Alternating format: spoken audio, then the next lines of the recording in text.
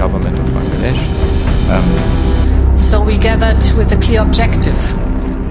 বাংলাদেশে চলছে নির্বাচনের চূড়ান্ত প্রস্তুতি। এমন অবস্থায় নির্বাচন নিয়ে এবার সরব বিশ্বের বিভিন্ন দেশ। আওয়ামী লীগকে ছেড়ে এবারের নির্বাচন কতটা গ্রহণযোগ্যতা পাবে তা নিয়ে শুরু হয়েছে নানা তর্ক বিতর্ক। এরই মধ্যে ইউরোপীয় ইউনিয়নের একটি বড় দল বাংলাদেশের নির্বাচন পর্যবেক্ষণ শুরু করেছে। এদিকে যুক্তরাষ্ট্র বাংলাদেশে সুষ্ঠু নির্বাচনের আশা ব্যক্ত করেছেন। নির্বাচন কেমন হবে তা দেখতে বিশ্বের আরও কয়েকটি দেশ বাংলাদেশে আসার কথা রয়েছে।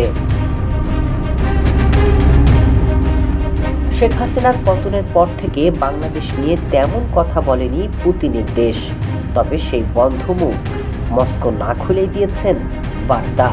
বাংলাদেশের এক অংশের সাথে পশ্চিমাদের ভাব গলায় গলায় পূর্ণ। এদিকে চায়নার দিকেও ঝুঁকছে আরেকটা অংশ। এমন অবস্থায় রাশিয়ার নীরবতা অনেক কিছুই বুঝিয়ে দেয় যে পরিস্থিতি বুঝে মাঠে নামবে তারা। এদিকে বাংলাদেশ নিয়ে ভারসাম্য বজায় রেখেছে চায়না। মূলত সরকার পতন হলেও এখনো আওয়ামী লীগ সরকারের বিরুদ্ধে তারা অবস্থান নেননি। তবে নির্বাচন নিয়ে তাদের কোনো বিবৃতিও আসেনি, এমনকি পর্যবেক্ষক পাঠানোর কথাও তারা বলেননি। এদিকে ভারত বরাবর আওয়ামী লীগের পক্ষে অবস্থান নিয়েছে।